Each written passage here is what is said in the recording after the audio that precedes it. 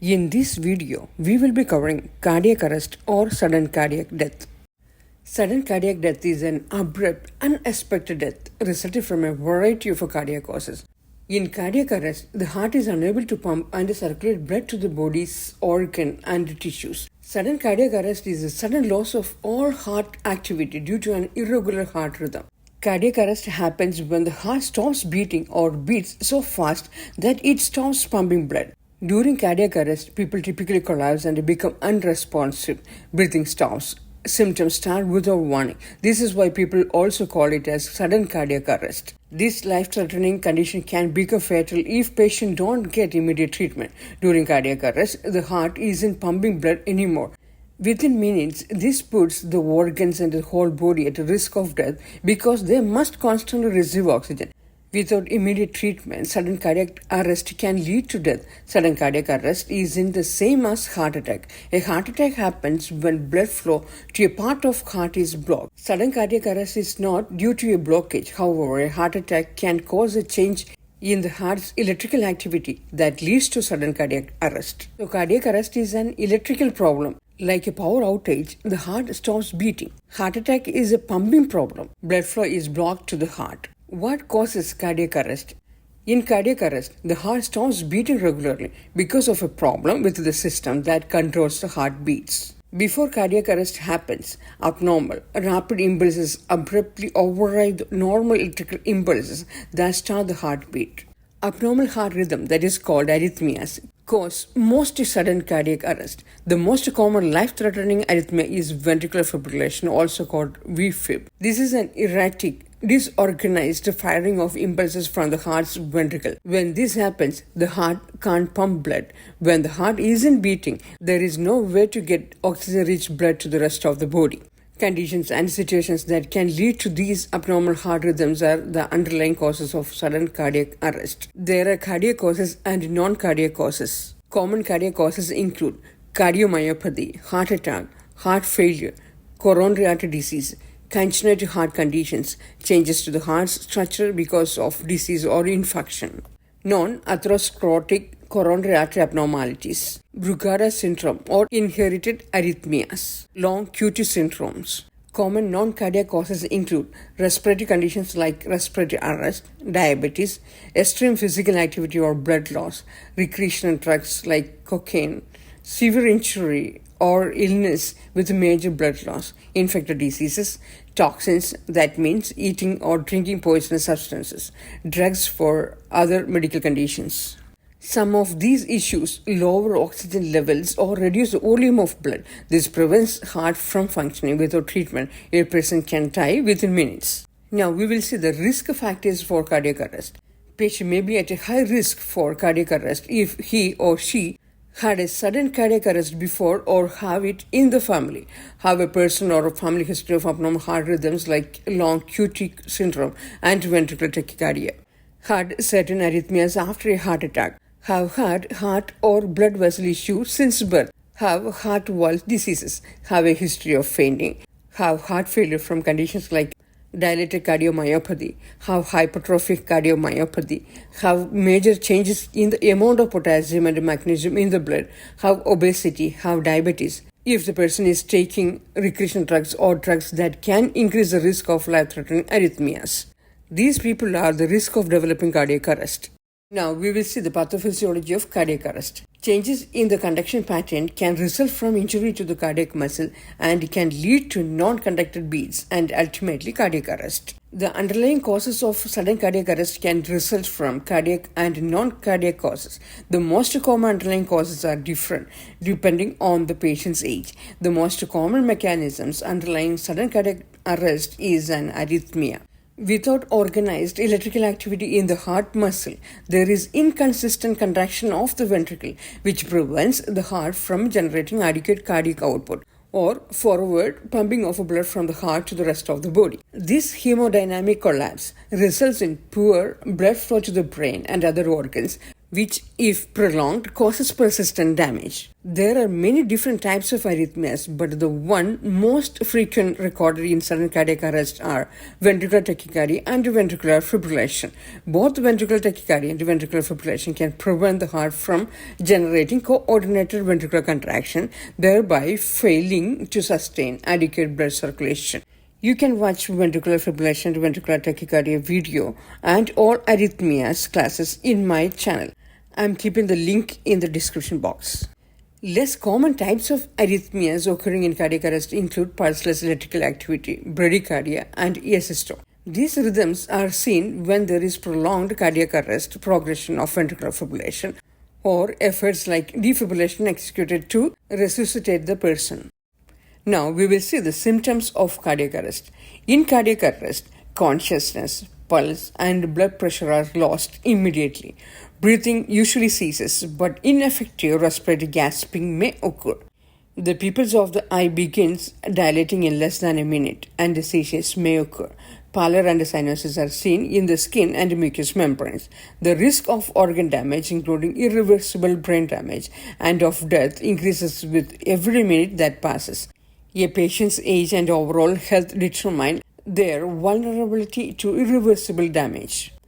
As soon as possible, the diagnosis of cardiac arrest must be made and action taken immediately to restore circulation. Some people have symptoms within 1 hour of a sudden cardiac death event, such as angina, palpitations, dizziness, or lightheadedness. People who experience sudden cardiac death because of a coronary artery disease fall into two groups: those who had a prior MI and those who had an acute MI. Sudden cardiac death is more common in people who had prior or old MI. Those who had a prior MI and survived sudden cardiac death are at risk for another sudden cardiac death event because of the continued electrical instability from the scarred heart muscle. Cardiac arrest symptoms may include loss of consciousness, heart palpitations, dizziness, lightheadedness, weakness. Sudden cardiac arrest happens without preceding symptoms. Symptoms of sudden cardiac arrest are immediate and severe and include sudden collapse, no pulse, no breathing, loss of consciousness. What happens right before cardiac arrest? Before a person faints, he may have other signs of cardiac arrest, including chest pain or chest discomfort, nausea and vomiting, shortness of breath, weakness, fast beating, fluttering or pounding heartbeat called palpitations. But in most cases, sudden cardiac arrest often occurs with no warning. How is cardiac arrest diagnosed? Sudden cardiac arrest happens suddenly and requires emergency medical care at hospital. If the heart is quickly restored, survival is possible. When patients are stable, healthcare professionals at a hospital run tests to determine the cause. Cardiac arrest symptoms begin suddenly, leaving little time for test. The condition can become fatal within minutes. This is why a quick diagnosis is essential. A person's symptoms are often the best way to diagnose cardiac arrest, especially if they are unconscious, have no pulse, are in breathing. Tests are done to help learn how well the heart pumps blood and to look for diseases that affect the heart. Tests for sudden cardiac arrest often include blood tests. Certain heart proteins slowly leak into the blood after heart damage from a heart attack. Blood tests can be done to check for these proteins. Blood tests also are done to check the levels of potassium, magnesium, hormones, and other body chemicals that affect the heart's ability to work. Next test is electrocardiogram. This test checks the electrical activity of the heart. An ECG can tell how fast or how slow the heart is beating. The test can show changes in the heartbeat that increases the risk of sudden death. Next test is echocardiogram. This test can show how blood flows through the heart and heart valves. It can show heart valve conditions and heart muscle damage. Next is ejection fraction test. This test is done during an echocardiogram. It is a measurement of a percentage of blood leaving the heart each time it cusses. A typical ejection fraction is 50% to 70%. An ejection fraction of less than 40% increases the risk of sudden cardiac arrest. Next test is chest X-ray. This test shows the size and the shape of the heart and lungs. It might also show whether the patient have heart failure. Next test is nuclear scan. This test is usually done with a stress test. It helps see changes in blood flow to the heart. Tiny amounts of radioactive material called a tracer are given by IV. Special cameras can see the radioactive materials as it flows through the heart and lungs. Next test is cardiac catheterization. This test can show blockages in the heart arteries. A long, thin, flexible tube called a catheter is inserted into a blood vessel, usually in the groin or wrist, and guided to the heart. Dye flows through the catheter to arteries in the heart. The dye helps the arteries show up more clearly on X-ray images and video. A treatment called balloon angioplasty can be done during this test to treat a blockage. If a blockage is found, the doctor may place a tube called a stent to hold the artery open. Now we will see the emergency assessment and management. When the heart stops, the lack of oxygen-rich blood can quickly cause death or permanent brain damage. Call emergency medical services for symptoms such as chest pain or discomfort, feeling of a pounding heartbeat, rapid or irregular heartbeats, unexplained wheezing, shortness of breath, fainting or near fainting, lightheadedness or dizziness. If a person sees someone who is unconscious and not breathing, call local emergency services. Then start CPR. Use an automated external defibrillator called an AED if one is available. The faster someone gets help, the better their chances of survival with good health outcomes. Sudden cardiac arrest can be fatal if it lasts longer than 8 minutes without CPR. Brain damage can happen after just 5 minutes. CPR can save a life by using chest compressions to replace the heart's pumping action. It keeps blood and oxygen circulating until help arrives. CPR plus defibrillation rescues a person from sudden cardiac arrest. Using an AED is the best chance of helping a person survive. The shorter the time until defibrillation, the greater the chances of survival. Once emergency personnel arrive, defibrillation can restart the person's heart if they haven't received a shock from an AED yet. Defibrillators shock the heart through paddles placed on the chest. The current travels to the heart. This stops the abnormal impulses and restores the normal impulses that make it beat. It may take more than one shock for the heart to pump on its own again. Then, through an IV, antiarrhythmic medications can be given to the patient. These medications work to restore the heart's electrical rhythm. After successful defibrillation, most people need hospital care to recover from the effects of their sudden cardiac arrest and to treat and prevent future heart problems. CPR can cause chest injuries like broken ribs or a broken breastbone that is called sternum. Some people also have injuries to their abdomen, but these are worth the risk to save someone's life. Now we will know how to do CPR or cardiopulmonary resuscitation. Cardiopulmonary resuscitation provides blood flow to vital organs until effective circulation can be re-established. The resuscitation process begins with the immediate assessment of the patient and action to call for assistance. A CPR can be performed most effectively with the addition of more healthcare providers and equipment that is called defibrillator. The 4 basic steps in CPR are as follows. Recognition of sudden cardiac arrest. The patient is checked for responsiveness and breathing. Next step is activation of the emergency response system. Within a medical facility, a call is made to alert the emergency response team, often called the Code 4 or Code Blue team. Outside of a medical facility, emergency number depends on the country is called to activate the emergency medical services. Next step is performance of a high quality CPR. If no carotid pulse is detected, and no fibrillator is yet available, chest compressions are initiated. Rescue breathing may be added by a healthcare provider into a ratio of 30 compressions to 2 ventilations. Next step is rapid cardiac rhythm analysis and defibrillation as soon as it is available. Patients with ventricular fibrillation must be defibrillated as soon as possible. Outcomes following CPR are improved by high-quality CPR. Compressions are performed with the patient on a firm surface such as floor or cardiac board. The provider facing the patient's side places the heel of one hand in the center of the chest over the sternum and the other hand on the top of the first hand. Elbows are kept straight and body weight is used to apply forceful compressions to lower the sternum. The chest is compressed 2 inches at a ratio of 100 to 120 compressions per minute. Complete recoil of the chest is allowed between compressions. Interruptions in CPR to switch providers or check for a pulse are minimized. It is recommended that providers switch every 2 minutes due to exertion of delivering effective compressions. Next is maintaining airway and breathing.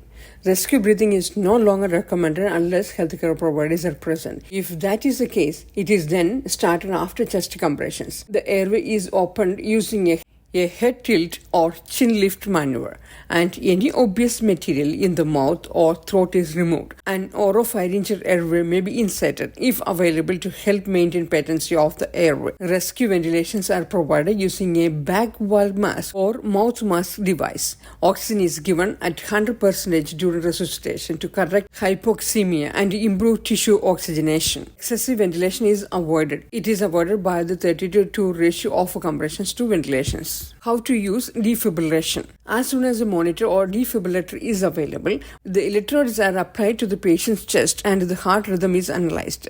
When an automated external defibrillator is used, the device is turned on. The parts are applied to the patient's chest and the rhythm is analyzed by the defibrillator to determine whether a shock is indicated. When the ECG shows ventricular fibrillation or pulseless ventricular tachycardia, immediate defibrillation is the treatment of choice. The survival time decreases for every minute that defibrillation is delayed. Following defibrillation, high-quality CPR is resumed immediately. Survival after cardiac arrest has been improved by extensive education of healthcare providers and by the use of AEDs. Next is advanced cardiovascular life support. Additional care may be indicated for patients in cardiac arrest. Placement of an advanced airway such as an ET tube or endotracheal tube may be performed. Because of the risk of unrecognized esophageal intubation or dislodgement of the ET tube, tracheal intubation must be confirmed by assessment of specific parameters such as auscultation of breath sounds, observation of chest expansion, and a carbon dioxide detector. A chest X-ray is always obtained after ET tube placement to confirm that the tube is in the proper position with the trachea. Arterial blood gases may also be obtained to assess ventilation and oxygenation. Specific subsequent advanced support interventions depend on the assessment of the patient's condition and response to therapy. For example, if a systole is detected on the monitor, CPR is continued while IV epinephrine is given, and an attempt is made to determine the cause of the arrest, such as severe hypovolemia or hypoxia. Additional medications may be indicated for the patient during and after resuscitation. CPR may be stopped when a pulse, blood pressure, respirations are detected and the patient responds. CPR efforts may also be stopped when rescuers are exhausted or at risk, or death is considered to be inevitable. If the patient does not respond to therapies given during the arrest, the resuscitation effort may be stopped by the physician or other provider in charge of the resuscitation. Many factors are considered in the decision, such as the initiating dysarrhythmias, potential etiology, length of time for initiation of life support, and the patient's response to treatment. Medicines may be used to help restore the heart rhythm. These medicines are called antiarrhythmic drugs. An example of antiarrhythmic drug is amiodarone. It is used to treat pulseless ventricular tachycardia and ventricular fibrillation and responsive to shock delivery. Other medicines that might be used to treat causes of sudden cardiac death or lower the risk of it include beta blockers, angiotensin converting enzyme inhibitors, calcium channel blockers. Examples of beta blockers are metoprolol, carvedilol. The examples of ACE inhibitors are captopril, enalapril, lisinopril. Examples of calcium channel blockers are diltiazem, amlodipine, nicardipine, verapamil.